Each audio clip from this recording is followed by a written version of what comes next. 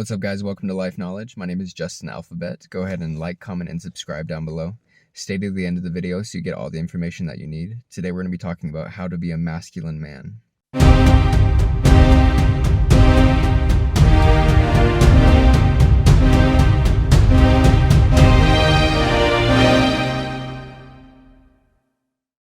Step one to being a masculine man is to be patient.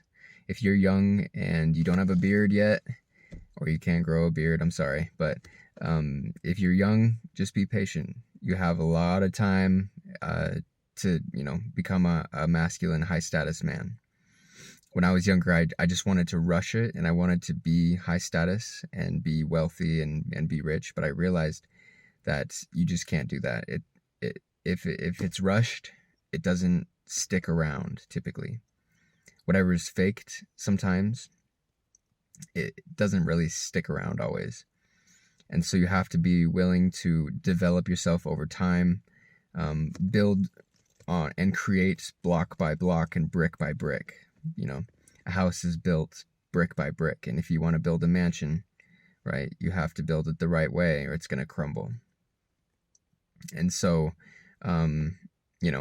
it's cool to be wealthy when you're young. It's cool to be wealthy when you're really, really young. But oftentimes those people end up, squandering that wealth at some point and losing it all.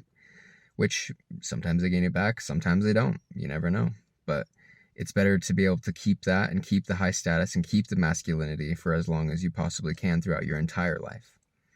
That's why most men who are older typically are able to get younger girls. Because they have more experience, more wisdom, more respect, more masculinity than the younger guys do. The young guys have a lot of testosterone, they have a lot of potential, but they don't have the actual high status or high level masculinity, right? So be patient, wait until you're a little bit older, allow yourself to mature and develop and grow, and then start to attract women or things like that. That's how you can, hack masculinity. Men kind of age like fine wine, where I don't drink, but I've heard that, the older the wine, the better it is, right? And so like the older the man is, typically the better he is, right? And women kind of age like cheese, where it's really good at first and then it starts to get kind of moldy later on in the future. So women have a timeline, right? So if you have a woman who you really like and she chooses another older guy over you, don't be offended, because she has a shorter amount of time. She has less time that she's young and beautiful, and her time clock ticks out, right? She has a certain amount of age, or a certain age range where she can also have children, which is what, a lot of women want and a lot of men want in the future. Not everybody, but they have a specific time range between the ages typically of, 20 to 40. Beyond that, it's difficult or more difficult to have children. It's less common. So if you've ever been left by a girl, or if you've ever had, difficulty with a woman who's older than you, that's okay. Let them go forward and find an older man, because that's, it's okay. There's a lot of women in the world. There are tons of women in the world. 50% of the population is women. I think 51% maybe. There's more women than men in the world, actually. And so there are lots of options to choose from. There's also gay guys, which help a lot, because I love gay guys, because not only do they take themselves off the marketplace for women, they also take another dude with them. So there's a lot more women out there than you think there are, who are lonely and alone and want to be with a high status man. And so you have to remember that you're the prize, you're the guy, right? You have the power, you have the options, you have the abundance, you have everything going for you. And you need to continue to grow that. You need to continue to better yourself through the 7 dimensions of wellness. Pay attention to that. 7 dimensions of wellness. You want to be a well-rounded man, right? Meaning not, physically well-rounded, but like have a lot of skills and capability.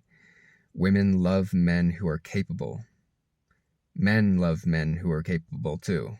Everybody loves a guy who knows what he's doing and can do stuff, right? Like, men are who are useful are way better than men who are not useful. If you're just, sitting around taking up space and you're not doing anything to help your community, it's a little bit more frowned upon, right?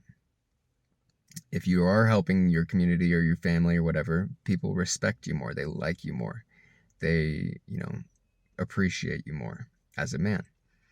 And the sooner you accept that and realize that, the better, because it's going to be that way for the rest of your life as a man. If you want to be a masculine man, you have to accept that your value is based on what you can provide. It's based off respect. The currency of men is respect. Men deal with each other in respect, right? You automatically respect the biggest guy at the gym because he's big and he's buff, right?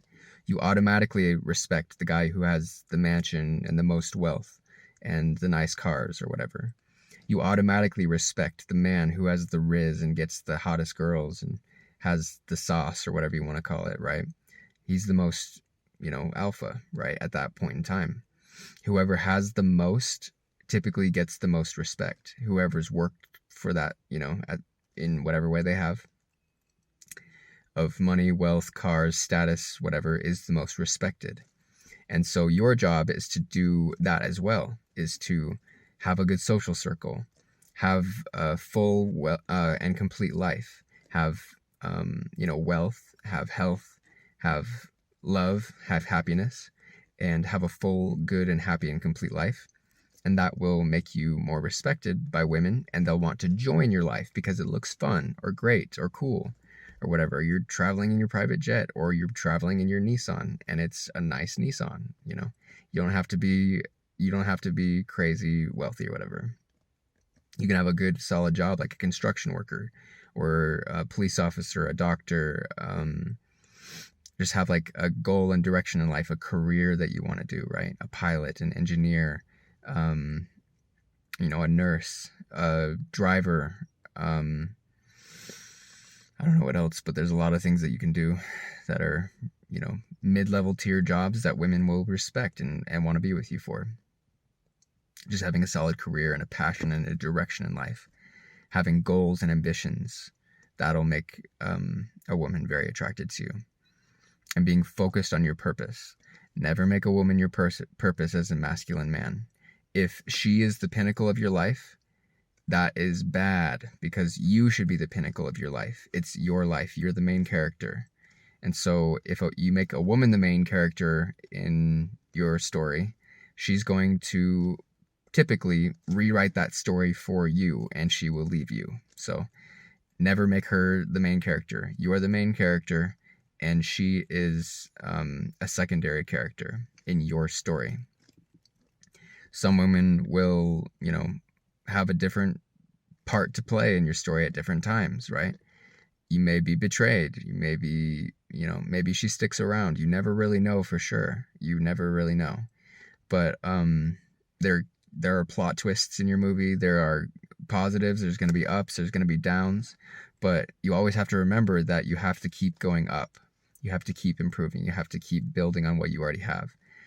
Like, for example, think about Batman, The Dark Knight, where he is in that pit. I'm not sure which Batman that is, but it's the one with Bane in it, where he's down in that pit, and I think Bane broke his back, snapped his back over his knee, right?